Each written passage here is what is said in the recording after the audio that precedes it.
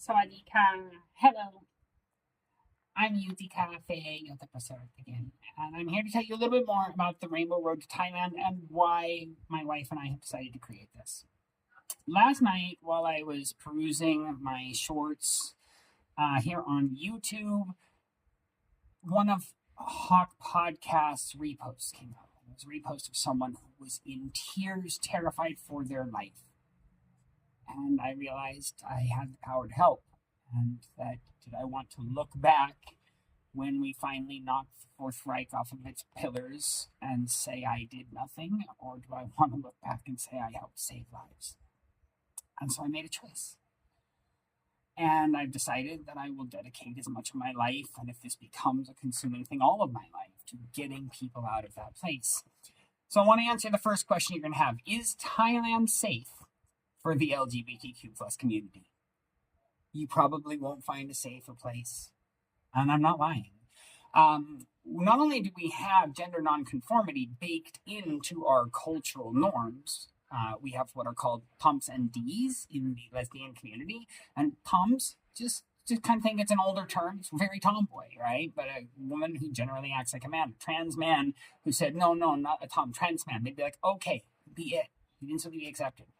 And on the feminine side, you both have someone with that in-between state, like the equivalent of a femboy. We call them ladyboys here, or katri. And then we actually have that as a third gender, which is literally a completely accepted gender. And finally, trans women are completely accepted as women. Not only that, but healthcare here is affordable and available. Now, you have to be 18 to get legal hormones in this country of Thailand. I cannot change everything in the world to the way that we may wish it would be. But I can tell you this. Most pharmacies have hormone blockers. Most pharmacies have some form of testosterone, and most pharmacies will provide these to anyone. If you know your regimen, you're going to be able to get it here.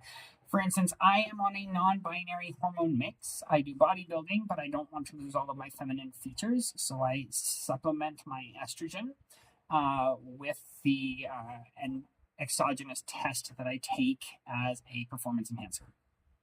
And so that gives me kind of the best of both worlds, but I have the estrogen of a 26-year-old woman, and I have the testosterone of a 24-year-old man.